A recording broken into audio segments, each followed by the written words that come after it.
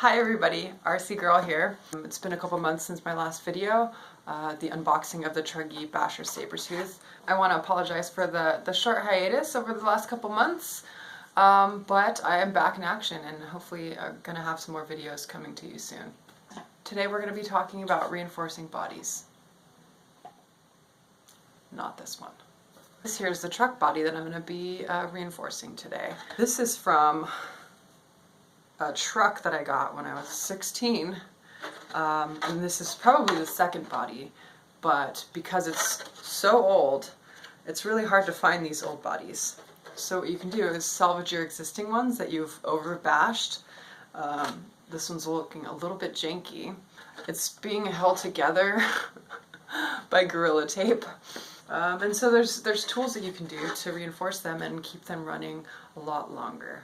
So supplies that you're going to need is some Gorilla Tape. All these items can be found at your local hardware store. And this is drywall joint tape. It's pretty flexible, but it has one of the sides is sticky. We also have the amazing Goop multi-purpose. You can also use shoe goo. It is very high adhesion, but very flexible and great for the purposes we're using for it today. We also need a pair of scissors. These are the Lexan body cutting scissors, but any scissors will do. Also a glove to protect your hands. This one's already been done. This is the Basher Sabertooth body that I've plastic dipped. As you can see, it still maintains its flexibility. So anywhere you have something that could potentially bend or crack, like these holes here that hold the body pins in, we're going to put a piece of, I'm going to put a piece of Gorilla Tape.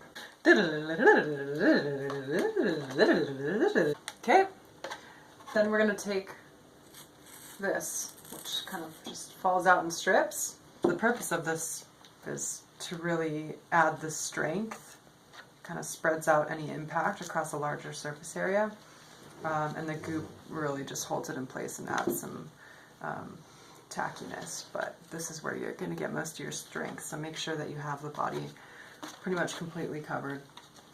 And since we have clear windows here, we're going to make sure that we don't cover these, but just go as close as the edge as you can, and then make sure they overlap.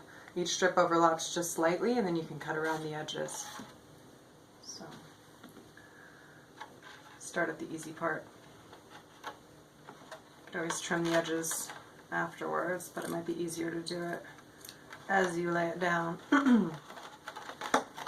This adds surprisingly a lot of strength.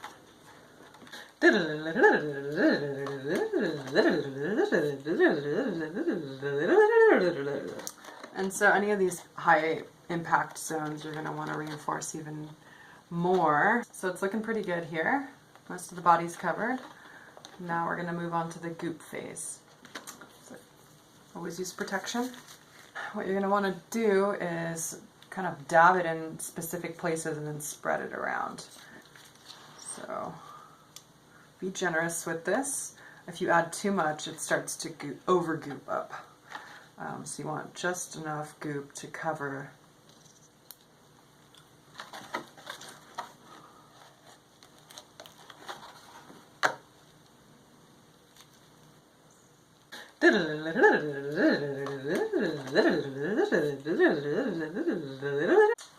Alright, there we have it, folks. That's, you know, it's not a 10, but it's not a 1. So we're going to let this dry overnight and touch it up. If there's anything pulling up or I missed any spots, I'll come back and just put a little dab over it.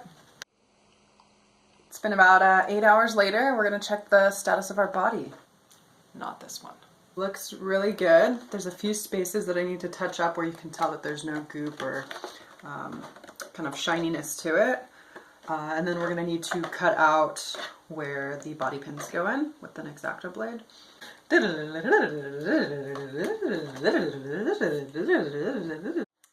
So there you have it, folks. That's how you reinforce your RC bodies.